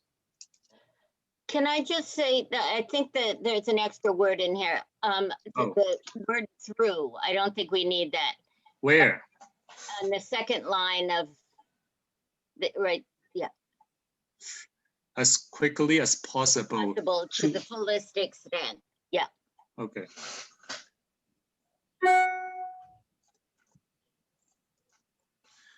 All right, so right now what I'm going to do is that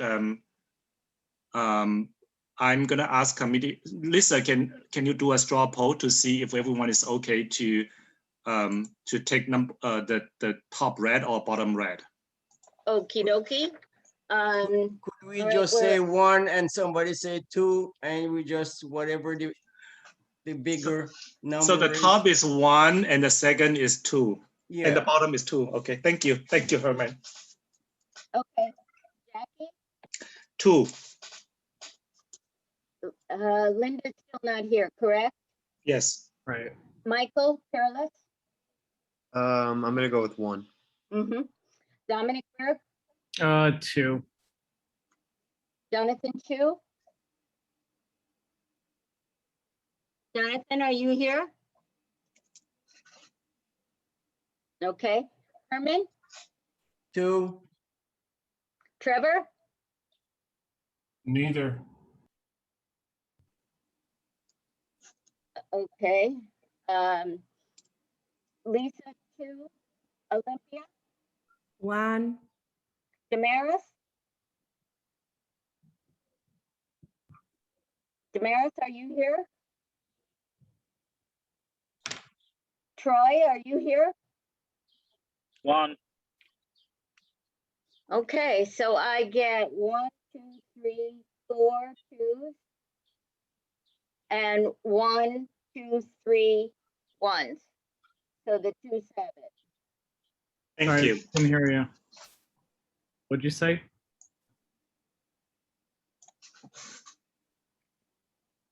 Who is talking? I'm sorry, I missed that. It's Dominic. I couldn't understand what Lisa said. Oh, There were 4 votes for number 2, and there were 3 votes for number 1. And one one vote for absentee. neither. Yeah, one absentee, and Damaris, who's here, but she may be away. Thank you. Actually, my So, vote wasn't an abstain. It was more that I don't even think it should go in, but that's a whole nother thing. So, just to be clear. Yeah, I'd be fine if we left it out too, but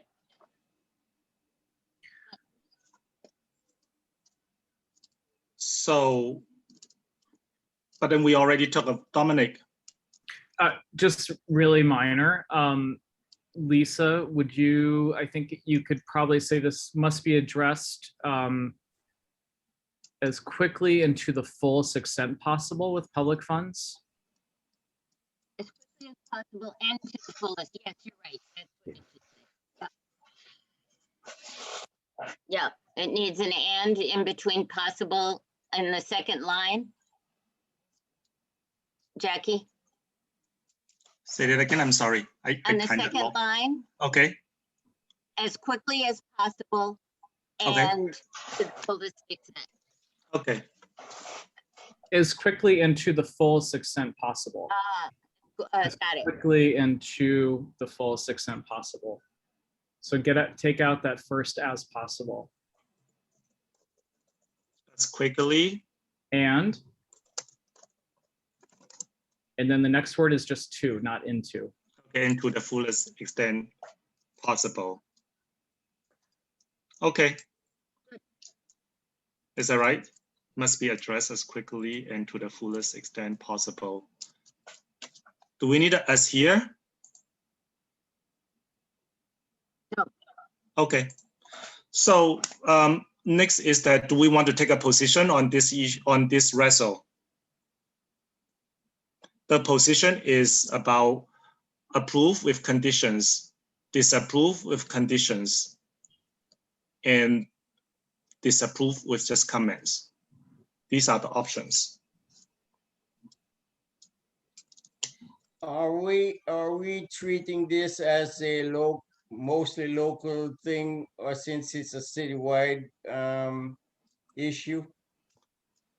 This is a citywide issue, yes, but we don't have a lot of sites, but this is a citywide issue.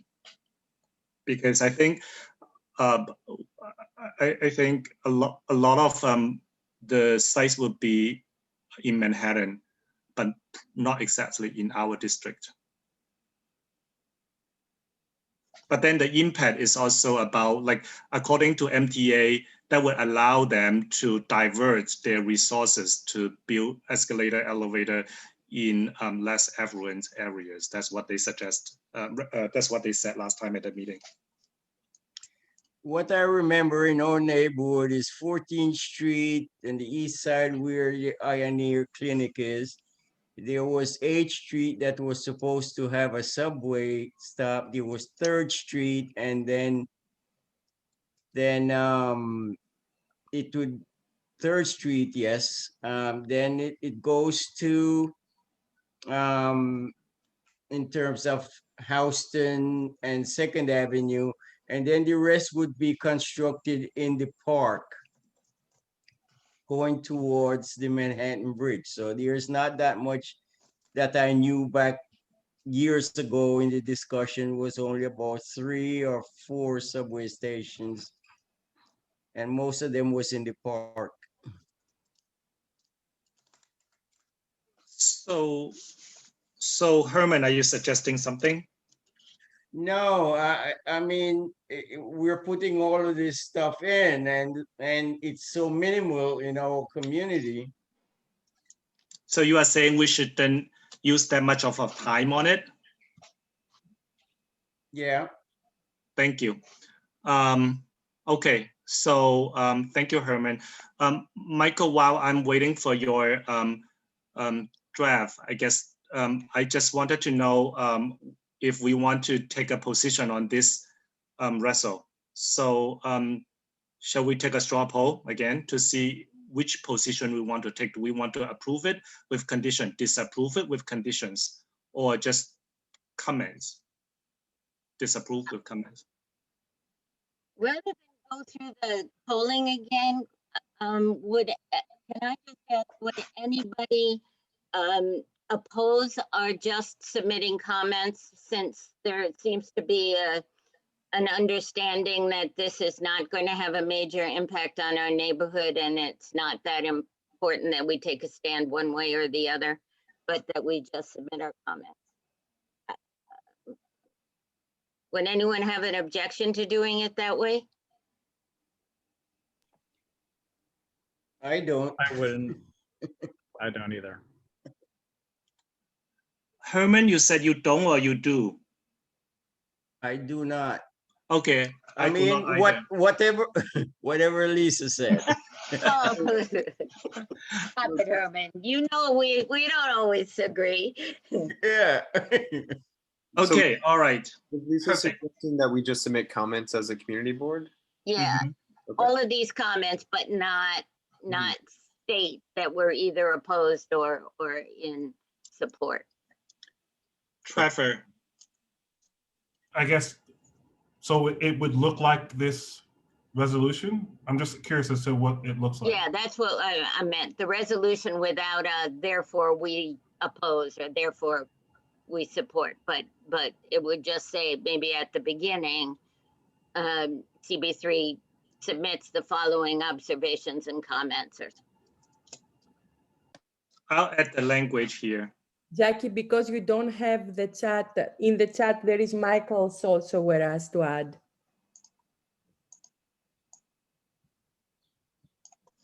Let me see, where should I put it? I'm gonna put it here.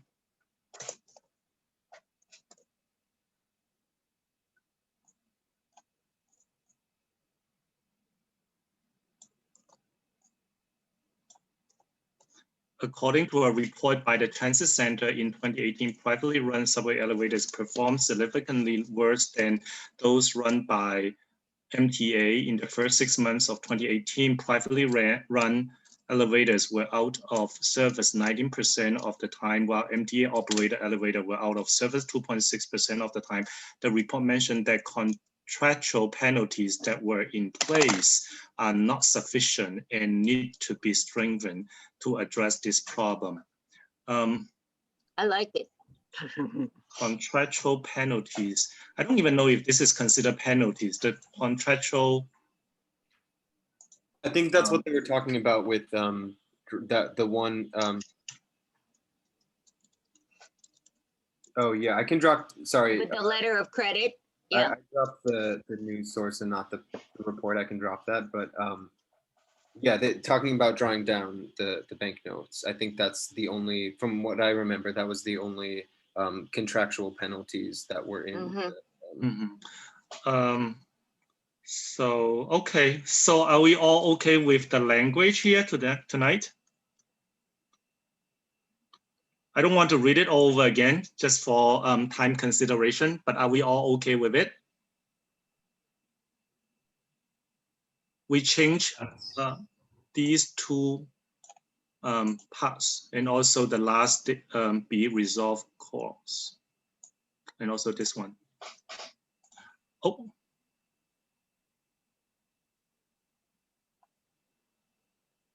Okay, I like what Mike put in there. So if it could be incorporated, I am fine with it. Okay, thank you. So I'm gonna take a vote on this so that everyone is on the same page. Lisa, can you do a straw? Can you actually take a— Wait, a I'm vote? sorry. It's 3.6%, not 2.6%. I don't want to vote on it with the wrong. Sorry. Okay, definitely. Thanks. Sure. So we're voting on submitting this resolution as written here as just comments. Just comments. Just comments. All right. So Jackie? Yes.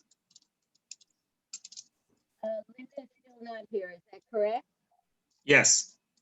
Michael Peerless? Yes. Dominic Berg? Yes. Jonathan Chu? Jonathan, are you here? I was like, does he live in the building maybe? You know, but she said, no, we saw him leaving. Yes, one of those delivery guys. Right. So then.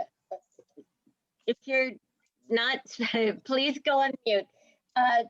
Herman, Hewitt, Yes, Trevor Howland. Yes, Lisa, you're fading from your microphone, so Oh, it's a little sorry, difficult to hear sorry, you. yeah. Me, yes. Olympia, Yes. Damaris, are you here? Troy, Yes. Steve Herrick is still not here, correct? Correct. Tim? Absent. Thank Okay. you. So it was unanimous. Thank you, Lisa. Thank you. And then the next is the DNS, and I'm gonna ask Jim to to go over what we have so far, and then what to expect. So Jim, Yeah. can I make you the co-host? Jackie, I don't have the, sure, sorry, I wasn't ready to do that. Oh, I do you thought want me to? Linda was gonna have it. If you can give me, I'm sorry. I'm just gonna need a minute to download it. That's okay.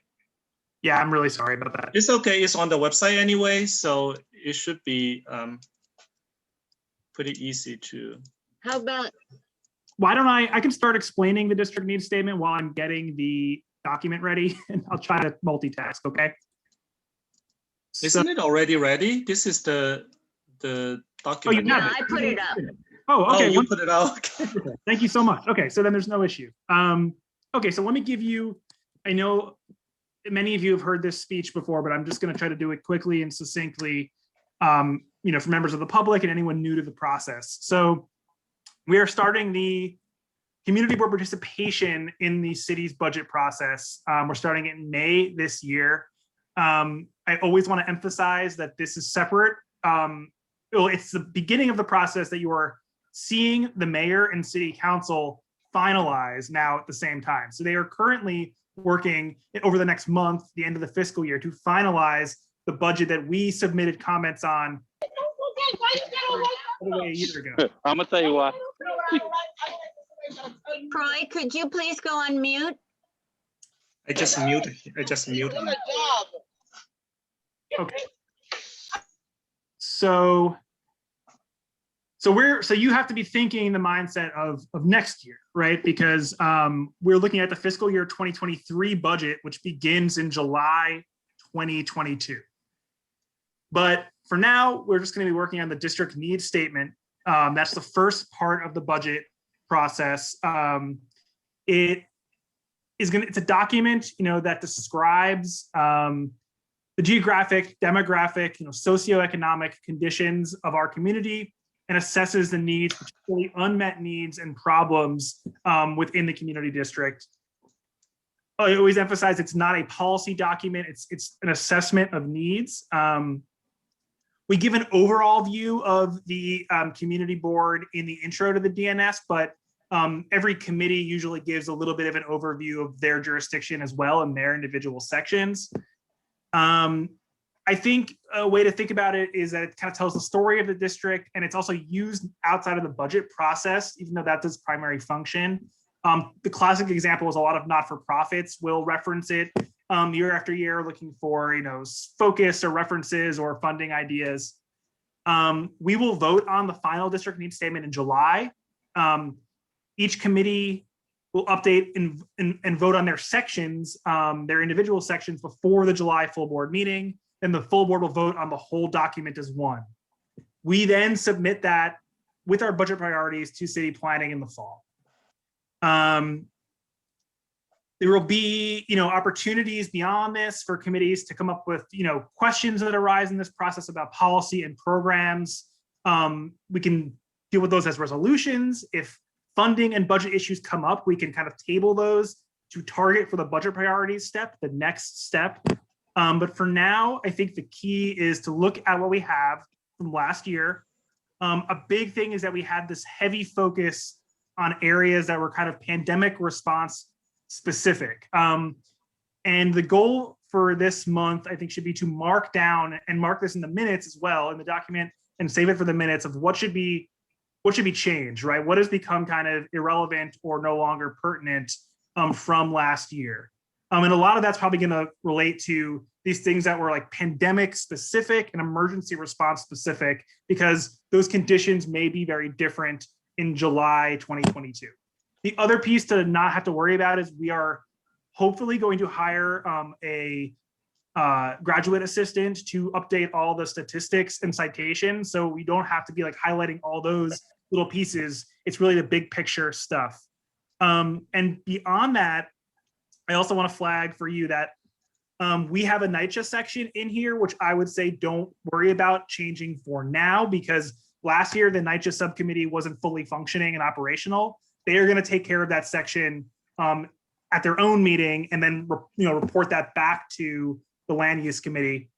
The other thing I just want to point out is that we have really worked on this and gotten it very succinct and to the point over the years. And I think what we have in here largely is issues that are very evergreen and continue to be important to the community board. So there may not be too much that has to change. I do want to point out that the kind of second big paragraph, or maybe third, depending on how you're looking at it, that starts with COVID-19's impact. That's one to me where I would say you might want to flag that whole thing as having to be rewritten or removed or edited, because it is really specifically focusing on conditions on the ground last year, looking towards like today. And I think that's probably going to be a different landscape for next year. So that would be my first recommendation, to just flag to remove or change. But beyond that, it's up to you. My only other comment is just that keep in mind that we have whittled these down over the years, and I think we've gotten close to an idea of kind of what we want to focus on. So hopefully it won't require too much editing. All right, thanks everyone.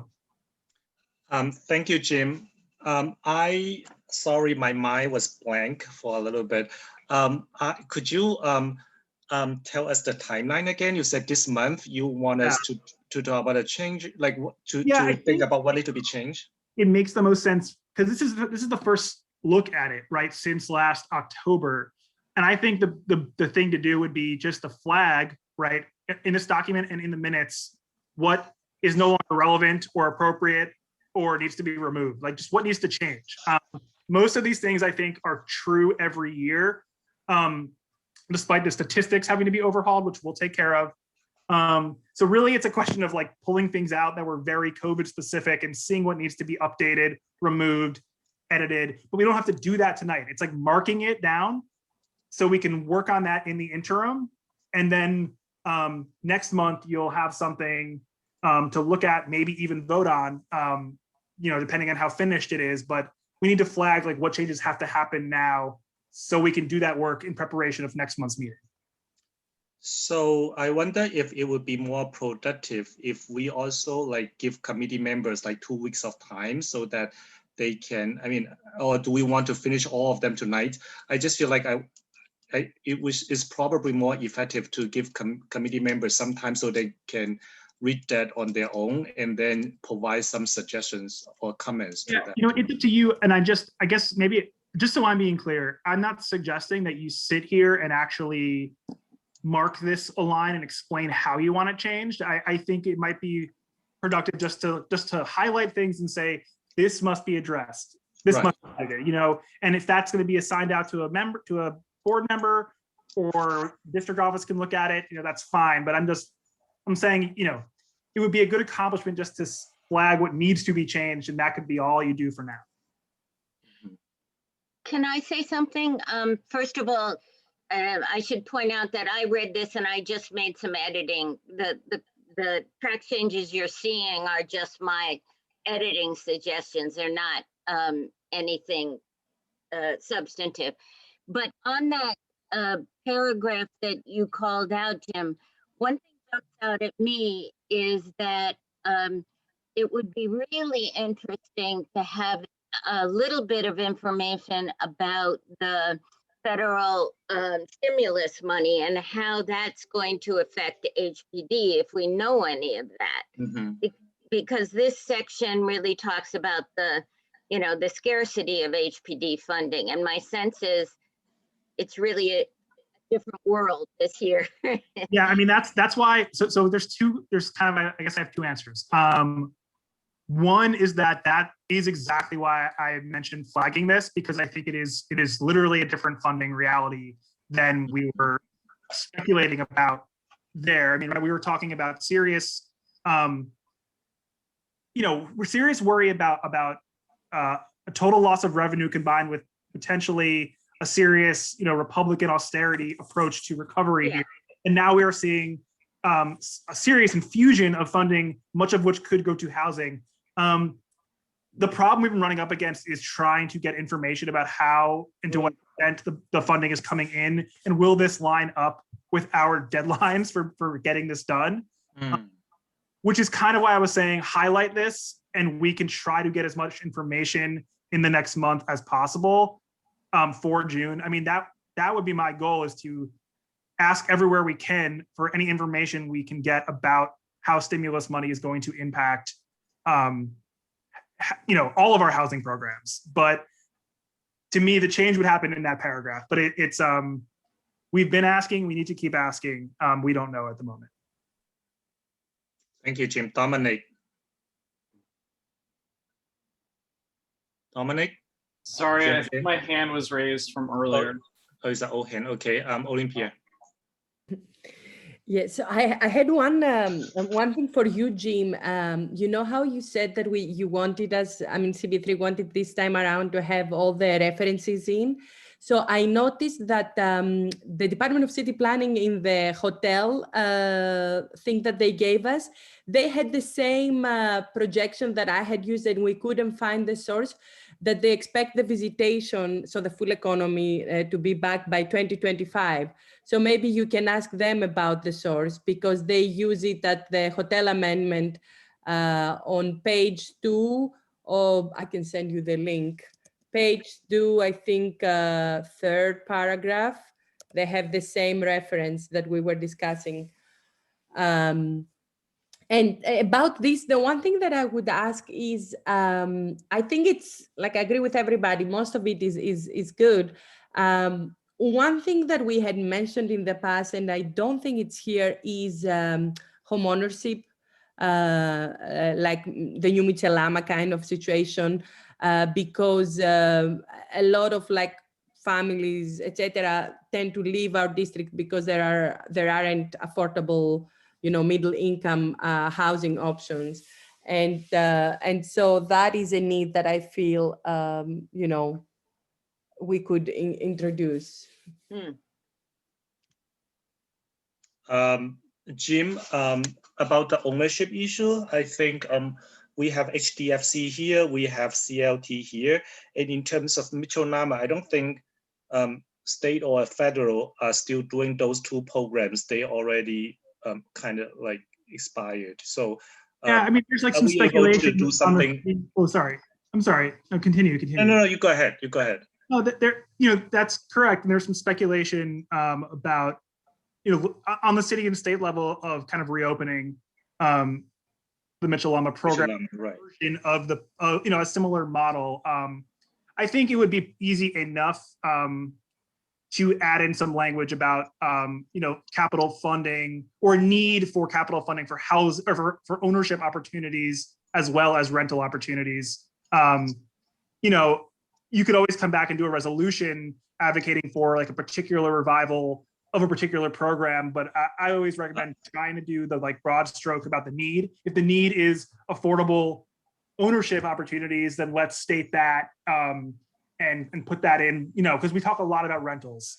I want to be very careful about that point as well. The reason is because we have some existing Michelama programs in our community, and conversion, it is kind of, I have to say, may not be very, conversion means that converting from Michelama rental to Michelama privately home ownership that could be controversial. I mean, Michulama, if you're talking about like Michulama rental, then it's a different case.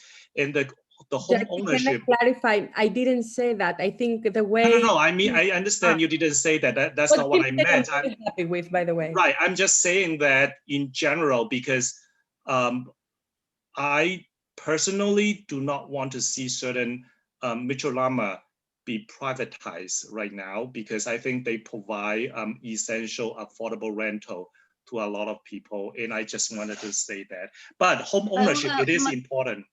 Can I just clarify? When I think of Michulama privatization, I think of co-ops that go out of the Michulama program and become unregulated co-ops. Correct. That is what I meant as well. Yes, Lisa. And that's something that I don't think we support. And That's correct.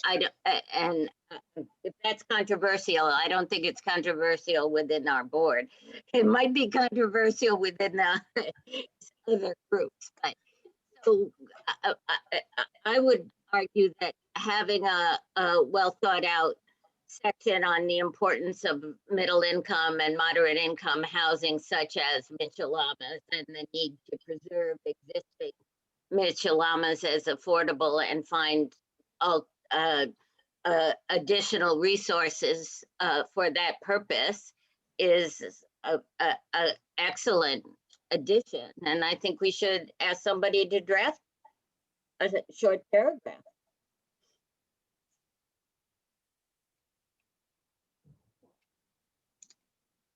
Any other comments from committee members? Well, let me pitch in a little. The thing is not the stuff. It's just that there were innovative ideas for housing when the city didn't buy into the fact that you could have existing buildings or city-owned buildings put into community ownership, where people establish a large number of units, even though these mayors are talking about how many units that they would like to have, but I haven't seen the units that they are gloating over. I think there should be some new ideas, and I think this one isn't new. It's about purchasing existing buildings that the city would work with community-based organization to take over, or not say take over, but purchase at a good price existing buildings to maintain them as affordable rentals or whatever. Talking about the Michulama stuff, you could have, if it's set up the right way, the Michulama could be in housing that after the private owner has made his money and some profits, is that there would be a way in which the city would take the option at the end of such transaction in order to maintain some of those buildings, working again with community-based organization, non-for-profit, and CLTs. Recently, there were quite a few buildings in the Lower East Side and Manhattan that was just be taken over by Meridian Capital Partners. A lot of those buildings were either vacated by the person who speculated on those buildings. And I'm not sure what they're going to do with it, because most of those buildings are now owned, are affordable for low and middle income in those buildings, that the original owner that went into bankruptcy was trying to throw these people out. At least a lot of them was evicted anyway. Maybe the fact is there could be a point where the city would know these buildings and know that they war buildings that people complain about, that the city could work with community-based organization to produce truly affordable housing. The 80-20 partnership doesn't seem to be working. And well, for me, it's not working. And the low income prices on those buildings are not truly affordable. I mean, you find some middle income people are able to participate, but those 80-20 are truly not affordable. So it's not just trying to rehash, something that the city is into right now, but come up with true positions on housing that creates true affordable housing. And you can't do anything else. Okay, that's a good point too. Kalina already introduced a bill about first right of purchase, so that community nonprofit organizations can have a chance to preserve certain properties in the community. I don't know how where it's going to go, but I think people are already talking about that and letting CLT to take control of certain properties, so that if they can maintain the units as rental, or allow them, turn them to become HDFC type of housing, so tenants can also become equity shareholders of their building and own back their unit. I think that is something we definitely can spend more time to look into that. Olympia. So I had another comment for you, Jim. Another statistic that it may be interesting to add in the beginning of our district needs is the loss of families, because at our schools, for instance, in the district this year, we had a hit, like a lot of families moved away. And it is uncertain what the impact of that is, and the incomes of the families, because it was more like lower middle, not low income, but lower middle class. But and we don't know if it's a wave, if some left and will come back, but it would be interesting to start tracking that also in the district needs statistics, if it's possible. And I'm happy to work with you to see where we can find it. Yeah, we can probably, do some kind of proxy by looking at school-age children, but there's ways to do it. I'll talk to. We're still in the process of figuring out the person who's going to work on that, but I just noted it down, and we'll figure out, how to go forward researching that once we have it sorted out about, who the hire is going to be to help us with that. And Jim, I have a comment, but it may not be directly related to housing, is the homeless issue. So what I noticed is that a lot of the solution the city talking about treats the homeless issue as just a housing issue, a housing problem. And to a very large extent, homeless issue is also a mental health a problem. But then I don't see the health care, the mental health and social service support is there. I mean, like if you look at California right now, what they are doing is that they do like half of the funding for housing, but then half of the funding for mental health and social service support. So it goes like 50% and 50%. But I think New York, we're still treating homeless issue as largely a housing problem. I just feel like, I hope there's some language to address that. Let me respond. So they have tried to deal with that, and I know they want to focus on that again in the section for May's committee. That they had the same concern, and they just, a lot of those service providers tend to go to that meeting for various reasons anyway. So they're kind of dealing with that side of what you might call like the homeless response in New York City.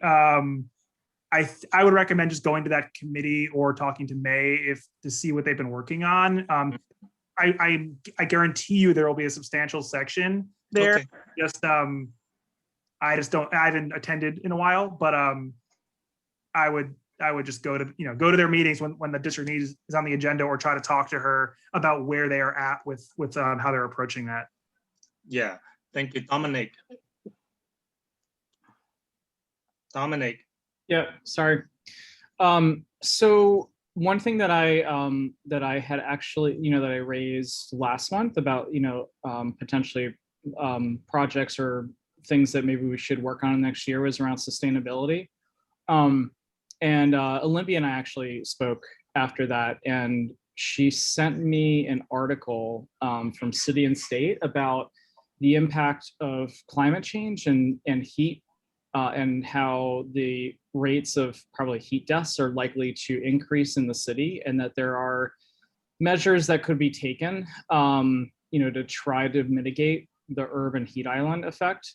And so I think there in the resiliency section, I think it'd be worth it for us to update, some of that to include a little bit more specifics about around, like what could happen with housing and new developments as well. So one thing, I'm just trying to mark down things that I need to follow up on. I mean, would you and Olympia want to volunteer to own that that section, or because I just want to make sure I'm not I'm clear on who's going to be working on what and what I need to work on. So Yeah. No pressure, but if you wanted to keep working on that, and that would be your thing, I can just note that down. Yeah, that's fine. Okay, thanks, Dominic. Yeah. Yes, that's cool. I mean, to your question, Jackie, the only way we could introduce it in our district needs, I think what you're talking is, they call it assisted living, and everybody's working on that too. The reason for which you hear the emphasis on the housing issue is not for the homeless people who have mental disease, is for a lot of homeless families that they may have 2 jobs and still don't make enough money to keep a roof over their head. And that those are those people, just by having more housing and more affordable housing, they would be addressed. But the kind of folks you are talking about, I think it's called assisted living or integrated living. I don't know. There is a term, right, Jim? Yeah, I mean, so we gestured to, so last year we tried to have a catch-all section about building, more housing that addresses specific needs. And, one of them was obviously income regulated and rent regulated. But we also mentioned supportive housing. We just lumped it. Yeah. This is another thing that we, when we're saying build more housing, this is actually what we're talking about. So if you look at that section, it does mention it. It's just like one line, but I think we were just saying, when we say more housing, supportive housing is part of what we're talking about. There's also a very pertinent issue that people are talking about, and that already has affected us on Orchard Street, and that is the possibility of conversion of hotels to homeless housing. I don't know if we want to put that in here. It's kind of a little bit of a messy topic in some ways, but that seems like that would be a timely thing to include in the homeless housing issue. My guess is we have not just one empty hotel in the neighborhood, but several. Yeah, and I mean, you could connect there. There's been calls. That's obvious. That's an existing conversion program or policy the city does, and there's been calls to more broadly convert hotels for all sorts of residential uses. So it's certainly relevant and timely. So regarding the hotel conversion, I think one of the topics that we may have to include in this district needs statement is that now they are talking about state and city funding to convert hotel to residence. So maybe we should include that. And regarding the Orchard Street Hotel specifically, I think what the problems, I mean, I went to several of their meetings. I mean, one of the major concern I have is that they do not provide any mental health support in that on that site. And I think that kind of like so there were the meetings I went to, there were like people support to convert the hotel to shelter. The problem that that they worry about, a lot of them worry about, is that they don't have like the lack of mental health support, because that is like a transient type of hotel. Yeah, my only, sorry to interrupt, I would just flag, and I'm really sorry I didn't look at it beforehand, but you just might, if you're going to go in this direction for research, I encourage you to check what's already in in human services section, just so you don't end up working on the same thing, right? I mean, No, I agree with you. Yeah, I agree with you. I just feel like this is not really a land, because social service, they're already working on it. It's not exactly land use. You know, don't get into a situation where you have 2 board members and 2 committees right doing the same work. You could just be talking to each other. You know, that's what I'm recommending. Yeah, but I don't think they touch upon the hotel conversion to residential, because right now city state, they both have budget for it, and I think. Yeah, that's what I was trying to get at before, is that when I was saying after Lisa spoke to, I think that would be the way to approach it, right? Is just like general discussion and movement around hotel conversions to residential, whether it is, you know, supportive housing or just a general R. Affordable. Yeah, it's on the table for the recovery with recovery funds. Might as well, you know, if that's a topic you want to focus on, I would lump it into the section you already have about building and expanding and preserving more affordable housing. You know, you could have a extra sentence or 2 about exploring those options. Any other comments from committee members? The conversion of hotels and stuff. What's to say the moment we put that forward, then the owners or the person who foreclosed on those hotels decided that's what they want to do? What would be your response then?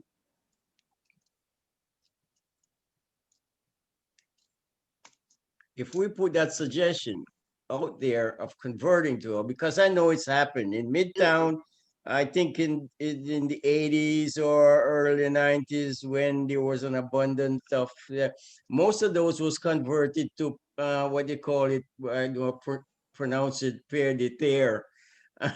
That's what they were all converted to back in you know, in the 40s and the 50s. So if we put that out as a proposal, who says that the private developers will not take advantage of that and say that they wanted to convert it into housing, and then it would not be affordable housing? I mean, I think what Jim was suggesting is that we put in a sentence that says we want to explore conversion of hotels to affordable housing. Okay, all right. Or single room occupancy, whatever it's called now, or supportive housing for for special populations. Okay. Any other comment? Looks like we don't have it, and I think that's it for tonight. Well, can I just ask, is it clear who's working on each of these, or how are we leaving it? Is Jim doing all of it except for the one that he mentioned, Olympia and Dominic are going to do? I'm not clear. Yeah, not to lead too much, but the extent to which board members want to take ownership over a section and do that is certainly useful. I can support. And, you know, but I basically, different committees do it different ways. But it's always helpful if people want to, you know, you're only going to add or remove a few sentences here or there. So if you want to take on the research and do that, as long as you let us know what you're working on, so we don't end up missing something important, then by all means. How about this? Let me have a conversation with Jim after the meeting. And then if the workload is really too much, what we can do is that we could create a list, and then I assign members to take on, like, to own one session, just to share the workload. How's that? So let me coordinate that with Jim. Okay. All right. All righty. Thank you. Thank you so much So you for. want me to do the final vote for? We Yeah. have to do the final vote. attendance- Yes. Final attendance, I mean, the final Yeah. Roll call. roll call. Call. That's it. That's the name. Okay, Jackie, Yes. Linda's still not here. Michael, Yes. Thanks. Dominic, Yes. Jonathan? Herman, Yes. Trevor, Yes. Lisa, yes. Olympia, Yes. Damaris, Damaris. I'm marking her absent. Troy, Yes. Steve, and Tim. Okay. A couple of things regarding I think most of you already knew Jim is going to leave us. Qué And- lástima.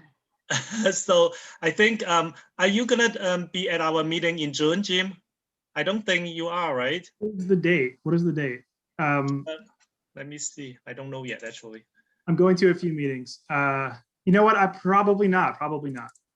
Yeah, so I just wanted to let you know, I personally really appreciate everything you have done for this committee, and I'm sure for the whole board as well. You have been a great support to my work. I cannot thank you more for that. And I just want to say that probably I really appreciate that. And I know you have a really good job in the future, and I really wish well and all the success in the future. Yeah, thank you. I do appreciate it. It's been a pleasure. This committee has, since I've been here, the volume and scale and complexity of the projects has been wild. And we've written really, really strong resolutions month after month. So it's been totally rewarding and a pleasure. So thanks, everyone. Thank you, Jim. Thanks, Jim. Thank you, Jim. You. All right. Good night. Good night, guys. Bye. Bye. Good night. Night.